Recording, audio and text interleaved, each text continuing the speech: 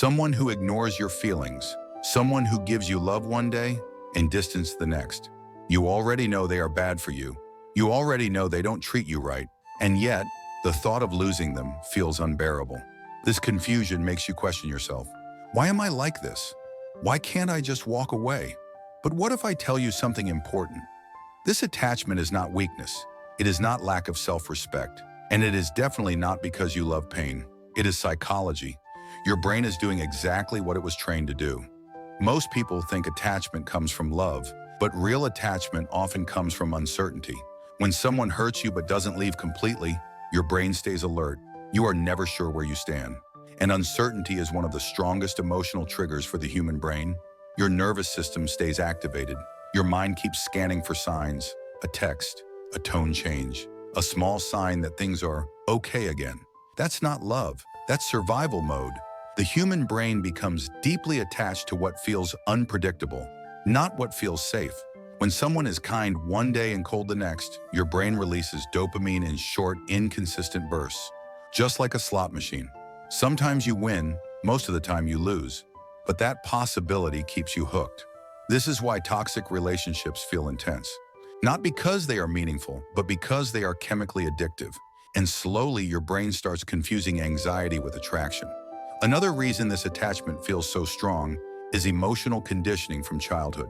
If you grew up in an environment where love was inconsistent, sometimes warm, sometimes distant, sometimes caring, sometimes silent, your nervous system learned something very early.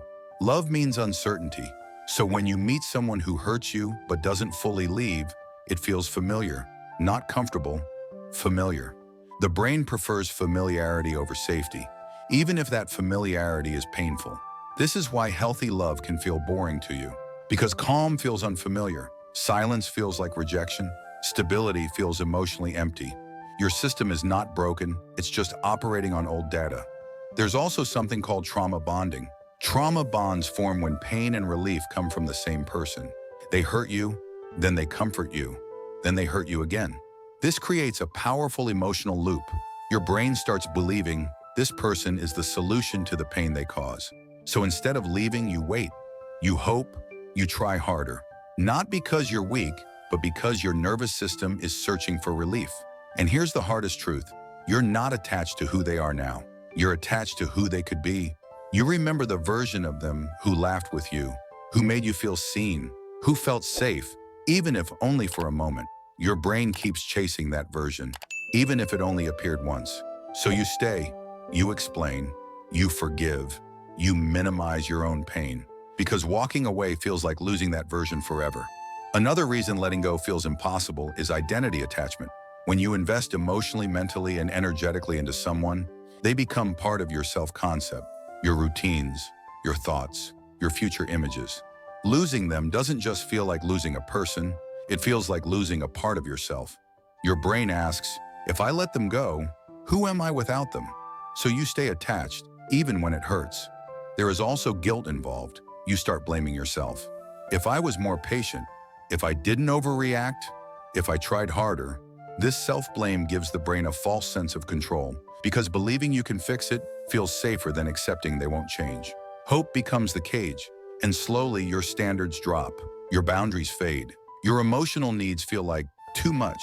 But here's what psychology makes very clear. If someone consistently hurts you, ignores you, or makes you feel anxious, your body already knows the truth. Your attachment is emotional, not intuitive. Your body feels tense around them. Your sleep changes. Your thoughts spiral. Your nervous system never rests. That is not connection. That is dysregulation. So how do you start breaking this attachment? Not by forcing yourself to move on, not by pretending you don't care, but by understanding what your brain is actually attached to. You're not attached to them. You're attached to the emotional pattern. Once you stop personalizing the pain, clarity starts forming. Another powerful step is learning to tolerate emotional silence. Your brain is addicted to emotional highs and lows. Healing feels boring at first. Calm feels uncomfortable, but boredom is the doorway to safety. The more you sit with calm, the less power chaos has over you. And finally, self-compassion matters more than discipline. Don't shame yourself for staying. Don't insult your past decisions. You stayed because you were trying to survive emotionally. You stayed because your brain wanted connection, not pain. Healing starts when you stop asking, "What's wrong with me?" and start asking, "What did I learn about love that made this feel normal?" Because the moment you see the pattern, the attachment starts loosening. You don't need closure from them. You need clarity within yourself. And one day, without forcing it, without begging your heart, you'll realize you don't miss them anymore. You miss the version of yourself that hoped, and that version deserves peace, not pain.